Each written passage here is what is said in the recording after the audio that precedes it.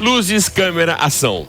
O Máquinas na Pan dessa semana vai mostrar para você os diferentes tipos de iluminação disponíveis para os veículos e, com muita ação, 3 lançamentos que acabaram de chegar ao mercado. Light Up the Future. Com esse slogan, a Caoa Chery apresentou nessa semana novidades que apontam para o futuro da mobilidade no Brasil, com 5 novos modelos eletrificados. Eu vou mostrar hoje para você o e-Car, primeiro subcompacto 100% elétrico da marca, e Renato Maia, do canal Falando de Carro, faz um overview do Tigo 8 Plug-in Hybrid, que será lançado em agosto como o maior salto tecnológico do portfólio da Caoa Chery.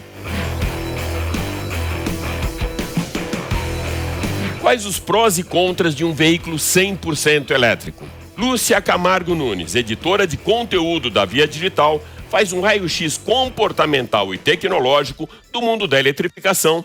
O engenheiro e consultor da indústria automotiva Henrique Pereira traça uma linha do tempo com as luzes de iluminação dos veículos, e Marcos Camargo, do portal R7, comenta a resolução do CONTRAN que impede a alteração do sistema de iluminação dos veículos, incluindo luzes de placa e faróis auxiliares. Será que a temporada da Fórmula 1 desse ano, com a supremacia absoluta de Verstappen, será um replay do que a gente viu em 2020 com Lewis Hamilton? Eu sou Alex Rufo e tudo isso e muito mais você vai acompanhar comigo nesses próximos 30 minutos aqui no Máquinas na Pan. Lembrando que agora você pode acompanhar o nosso programa também pela TV Jovem Pan News e pelas plataformas digitais da Jovem Pan. Então se ajeita bem aí no cockpit e aperte o cinto, porque o Máquinas na Pan dessa semana está só começando.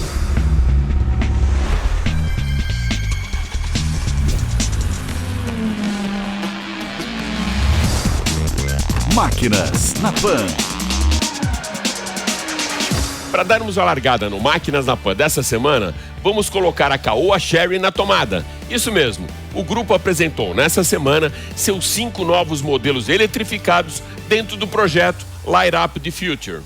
Dando sequência ao seu compromisso de eletrificar todos os modelos do seu portfólio até o final de 2023, a Caoa Chery também começa a produzir ainda nesse mês os primeiros carros nacionais com tecnologia híbrida 48 volts. Serão fabricados na planta de Anápolis o Tigo 5X Pro Hybrid e o Tigo 7 Pro Hybrid, e importado da China a versão híbrida do Arizo 6 Pro. Em agosto, o Tigo 8 Plug-in Hybrid fará sua estreia. Escolhemos 2 modelos para apresentarmos hoje aqui para você, começando com o subcompacto da marca 100% elétrico, o e-Car. Iniciando uma nova era tecnológica no Brasil, a Caoa Chery lança o primeiro subcompacto com motorização 100% elétrica da marca, o e-Car. Entre os principais diferenciais está o fato de ser um veículo genuinamente elétrico. O e-Car já nasceu com um projeto eletrificado. Importado da China, onde é comercializado há 5 anos, o e-Car está em sua 4ª geração, já teve mais de 200 mil unidades vendidas e é hoje o mais emplacado do seu segmento no mercado chinês. No Brasil, o modelo será comercializado em versão única por R$ 139.990 a partir do final desse mês. O modelo tem na sua carroceria alumínio de aviação com polímeros de alta resistência, proporcionando redução de 20% a 30% no peso em relação às carrocerias tradicionais em aço, que auxiliam no desempenho da autonomia e na experiência de condução do veículo sem comprometer a segurança. Para chegar ao mercado brasileiro, o e-Car recebeu adaptações exclusivas na suspensão, além de adaptações no motor, que entrega potência máxima de 45 kW e torque de 150 Nm. Autonomia de 282 km e a bateria tem capacidade total de 30,8 kW com 7 estágios de regeneração de energia. A bateria pode ser carregada completamente em apenas 36 minutos em estações de carga rápida, em pelo menos 5 horas em sistema de carregamento portátil e em 11 horas com o cabo emergencial com aquela tomada de 3 pinos. O conector é do tipo CCS Combo 2, o mais comum no mercado nacional. No interior, o acabamento é bem sofisticado, o painel de instrumentos é LCD, digital e colorido e a multimídia de 10,25 polegadas possui tela colorida sensível ao toque. Os bancos dianteiros têm regulagem elétrica, o volante multifuncional vem com regulagem de altura, além de 2 entradas USB e carregamento de celular sem fio. O iCar traz elementos de segurança de série como monitor de pressão e temperatura dos pneus, câmera traseira e sensor de estacionamento com freios a disco e suspensão também independente nas 4 rodas. Conta ainda com airbag duplo frontal, além do controle de estabilidade e freio eletrônico auto-hold.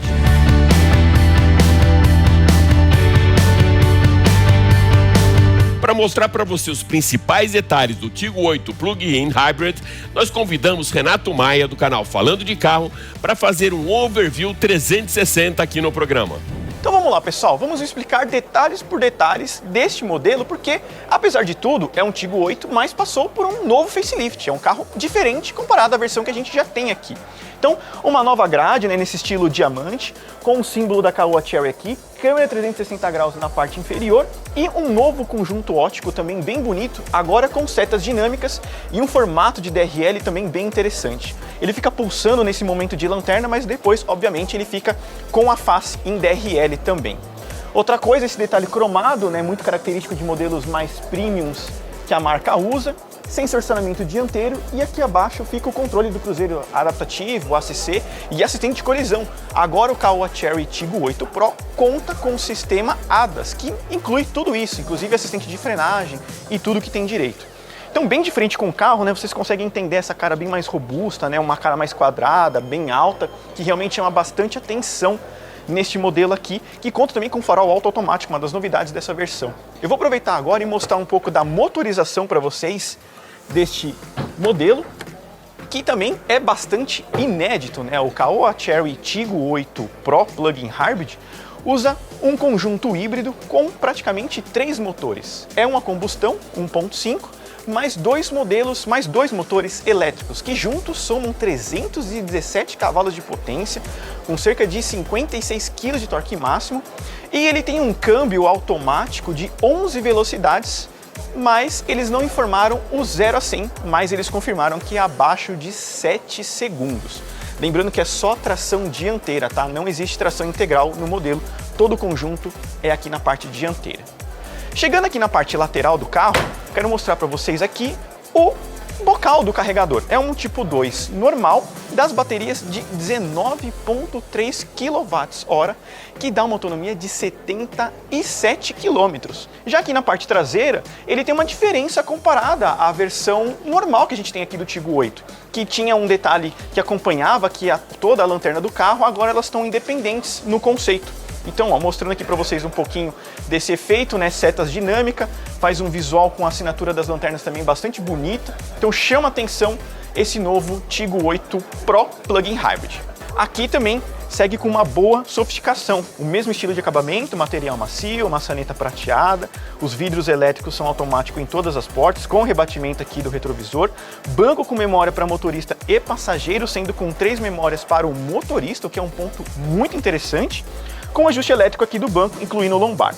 Notem que o Tigo é iluminado, que dá um efeito bem refinado para o carro também, então ele tem esse conceito mais premium, que de fato é, né? Se a gente olhar bem para o acabamento do carro, a gente nota que é um carro mais bem pensado nesse quesito de acabamento, e a posição de dirigir do carro me agrada bastante. Você consegue sentar aqui, ó, relativamente baixo, o volante tem ajuste de altura e profundidade, então você consegue se ajeitar bem neste novo volante da Caoa Chery, que tem um detalhe muito bonito, bem sofisticado aqui, que eu já vou mostrar para vocês. O volante aqui, ó, revestido em couro com essa base achatada, comandos aqui de mídia, comandos aqui, ó, do semi-autônomo, tudo que tem direito, inclusive ACC, que é uma das novidades, e o painel de instrumentos, que também recebeu uma atualização. Aí as funções da central para vocês conhecerem, né, a parte aqui de mídia, telefonia e aqui a home, lembrando que ele tem câmera 360 graus, dessa forma aí que vocês estão visualizando. Então é um carro que tem bastante informação. Interessante é o bom acabamento do carro, material macio aqui, material macio em cima, né? Então o palco ali, ó, o sistema de som Sony, um ponto muito legal do carro. Então aqui a gente tem algumas informações, né, que a gente pode transitar aí mexendo na tela, né, Android Auto, Apple CarPlay, galeria. Então é uma central multimídia bem completa. E aqui, ó, o modo híbrido. Então aí vocês conseguem configurar algumas coisas e ver outras informações também com relação à autonomia.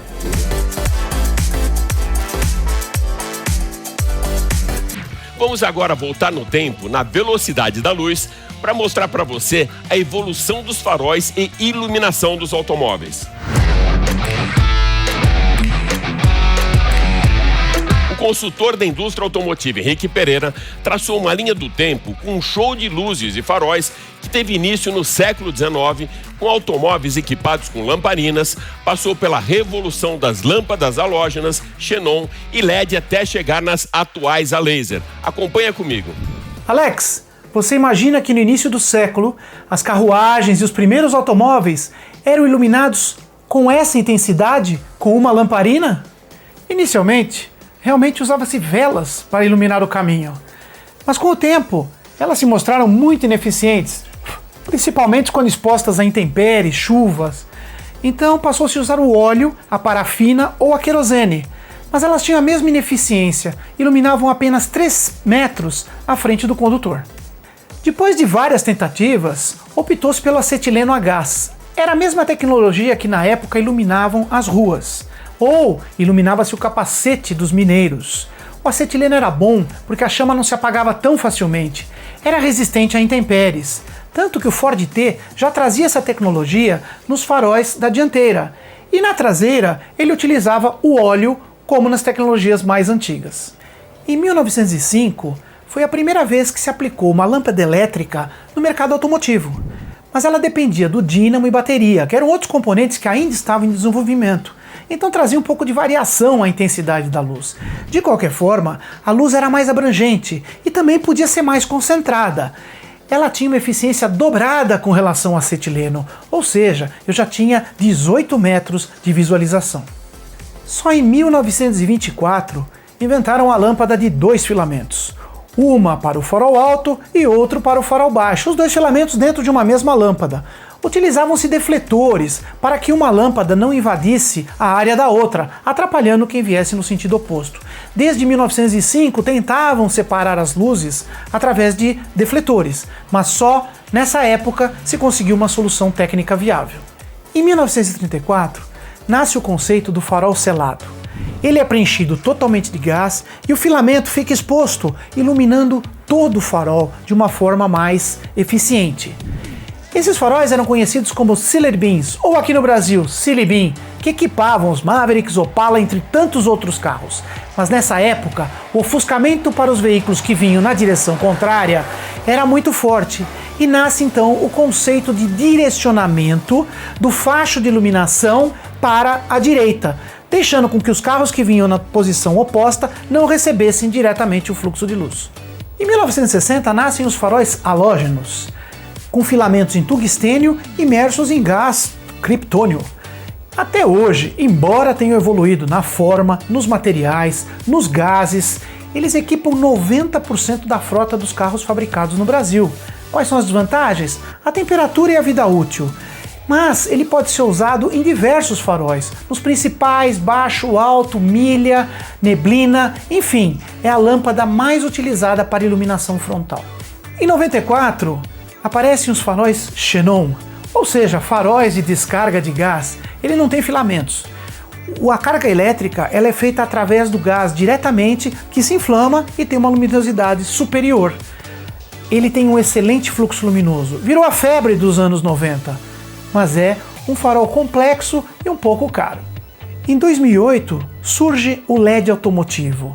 Traz economia de energia, mais segurança, facilidade de você lidar com o LED para fazer o design do farol, tem estabilidade e oscilações, não se queima tão fácil e um menor aquecimento. E mais, um alcance de 300 metros. Foi em 2008 que a General Motors lançou o Cadillac, o primeiro carro a usar LED em todas as suas funções. Já em 2010, a Volkswagen com a Touareg lança um controle.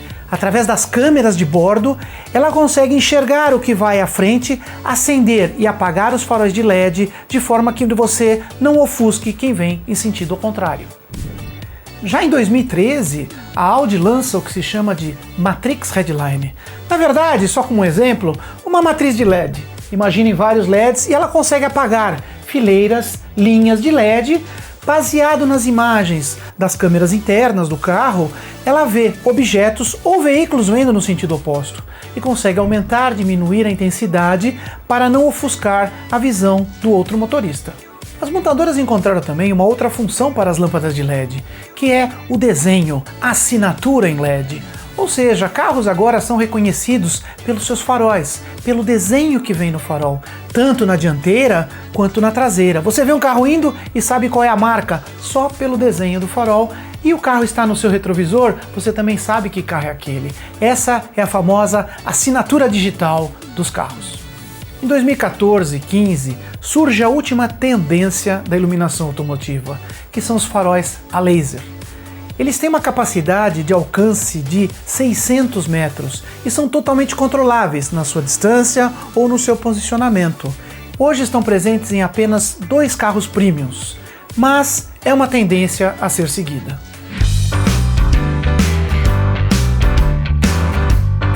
Agora que você já está um verdadeiro craque em faróis e projetos de iluminação automotiva, temos um alerta bem importante. O CONTRAN mudou a regulamentação para aqueles upgrades tecnológicos que permitia a troca de faróis comuns por LED nos veículos usados.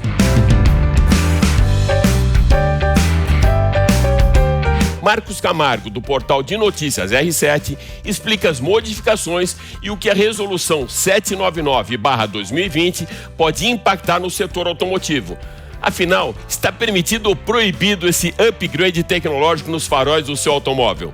Esse tema é bem polêmico, não é, Marcão?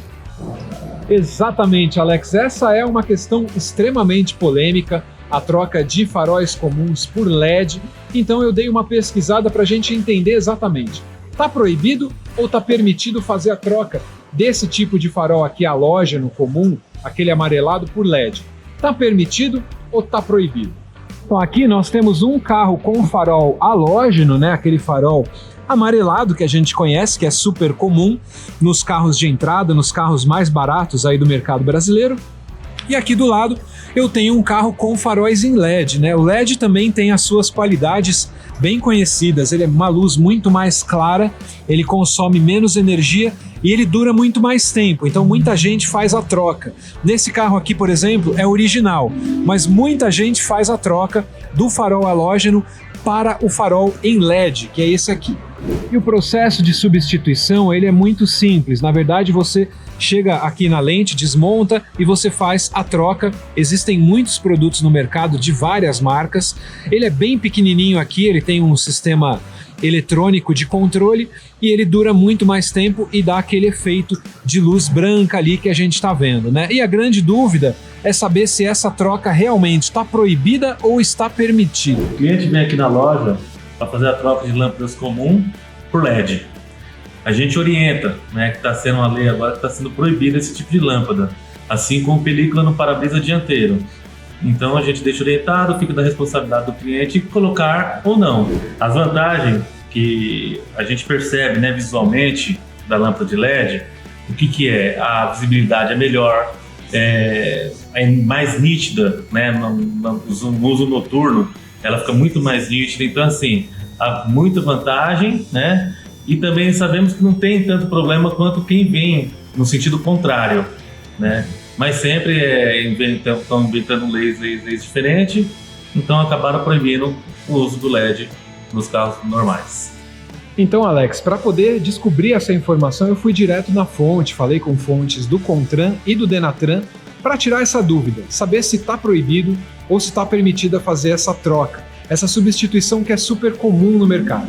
E o que eu descobri foi o seguinte: essa resolução, a 799, ela tinha lá um item dela que dizia o seguinte: todo carro nacional 0 km, a partir de 2021, ele é obrigatório ter as luzes DRL, aquela luz diurna de LED que muitos carros têm.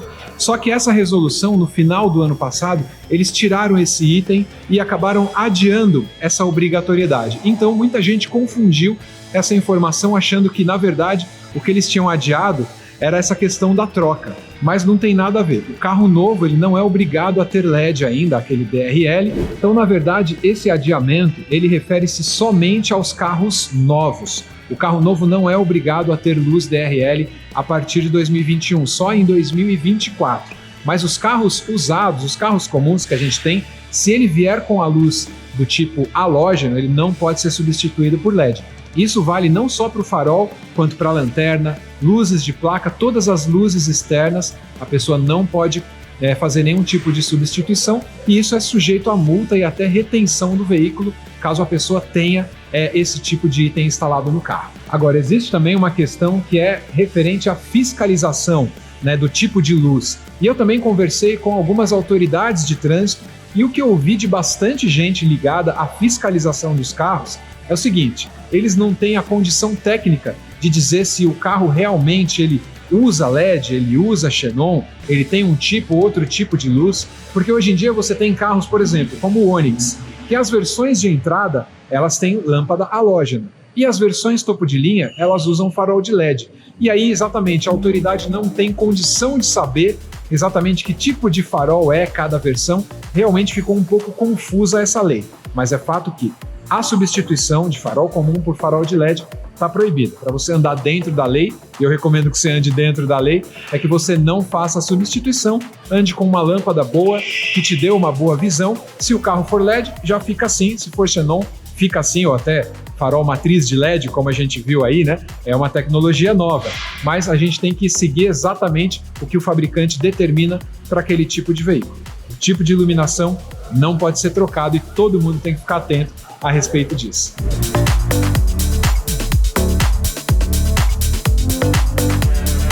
Uma fotografia do atual momento da temporada 2022 da Fórmula 1 traz uma imagem bem cristalina do que a gente já pode esperar daqui para frente. 9 etapas disputadas com 7 vitórias de Max Verstappen e mais. Nas 6 últimas provas foram 5 vitórias do holandês.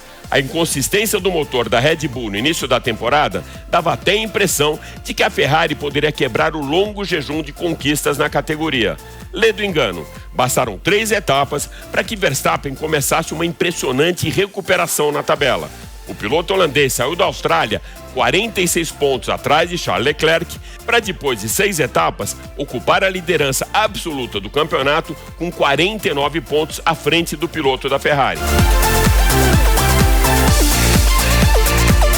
Uma recuperação de 95 pontos que o coloca nesse momento como provável campeão de 2022. Uma temporada que se assemelha muito à de 2020, quando a grande pergunta não era se Lewis Hamilton seria campeão, mas sim com quantas provas de antecipação.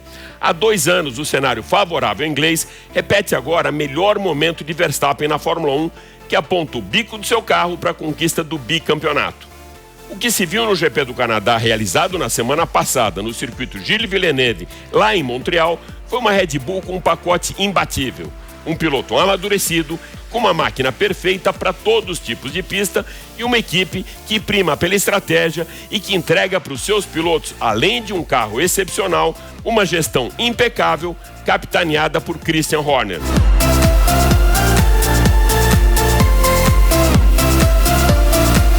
Por outro lado, a equipe de Maranello já não apresenta o mesmo fôlego do início do ano.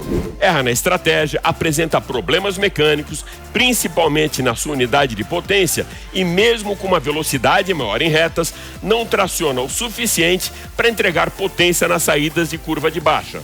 Na equipe Mercedes, o problema com o assoalho do W13 continua. O carro perde equilíbrio em alta velocidade e, como o próprio chefão da equipe, Toto Wolff, comentou, seus carros só podem almejar um pódio se contarem com quebras da Ferrari ou da Red Bull. Próxima etapa daqui a 1 semana em Silverstone, quintal da casa do heptacampeão mundial Lewis Hamilton. Será que a torcida inglesa pode esperar alguma carta na manga do seu maior ídolo ou vai ficar mesmo secando a Red Bull e a Ferrari para ver Hamilton no pódio? A nossa próxima convidada já esteve aqui na Jovem Pan para falar de Paul McCartney no programa Morning Show, que inclusive completou nessa semana 80 anos. Hoje, Lúcia Camargo traz outras credenciais para falar sobre o universo da eletrificação. Foram 8 anos sob o comando do Jornal do Carro e olha só, é a primeira e única mulher a editar o Jornal do Carro e foi também editora executiva do Jornal da Tarde e agora em voo solo é editora de conteúdo da Via Digital. Diga lá, Lúcia. Uma pesquisa feita no Reino Unido com 2.000 motoristas indicou que 78% experimentaram algum tipo de estresse enquanto dirigiam. Quando você faz um recorte para quem tem carros elétricos ou híbridos, 38% disseram que sentem menos estresse quando dirigem do que quando tinham um carro movido a gasolina ou a diesel. O estresse, ele é prejudicial ao motorista. Ele pode causar uma tensão, tirar a atenção do motorista e isso pode afetar a segurança dele e a forma de dirigir. Essa pesquisa foi feita por uma montadora europeia que tem carros híbridos plug-in no seu portfólio, mas ela omitiu pelo menos 4 perrengues que quem tem um carro elétrico sabe que passa. Um dos perrengues é justamente esse aqui, achar um eletroposto. A gente sabe que no Brasil a infraestrutura ainda deixa muito a desejar.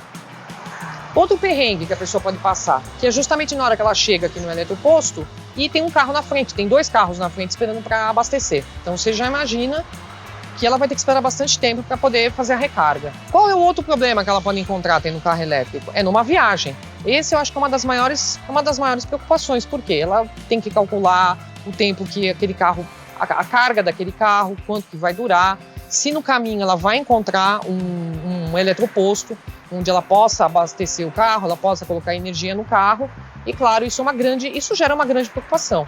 E um quarto perrengue que ela pode passar é justamente o tempo que ela vai levar para carregar.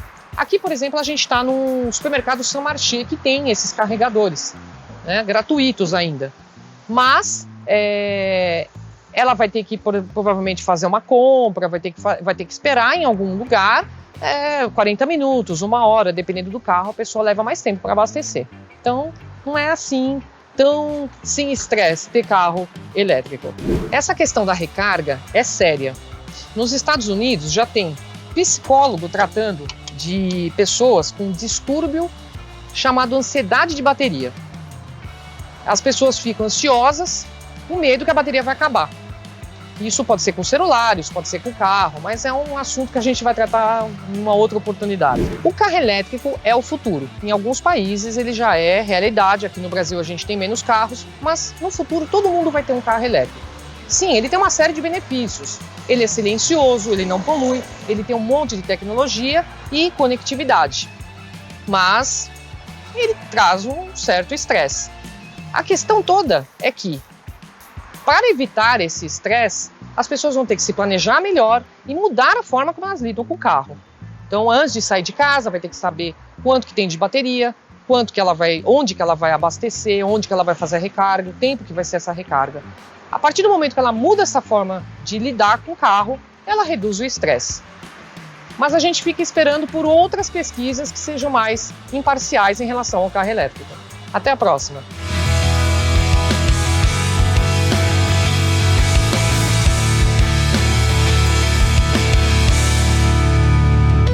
É isso aí. O Máquinas na Pan dessa semana fica por aqui, mas vale lembrar que você pode acompanhar toda a nossa programação em vídeo pela TV Jovem Pan News e pelas plataformas digitais da Jovem Pan. Super obrigado pela sua audiência e até a próxima. Valeu!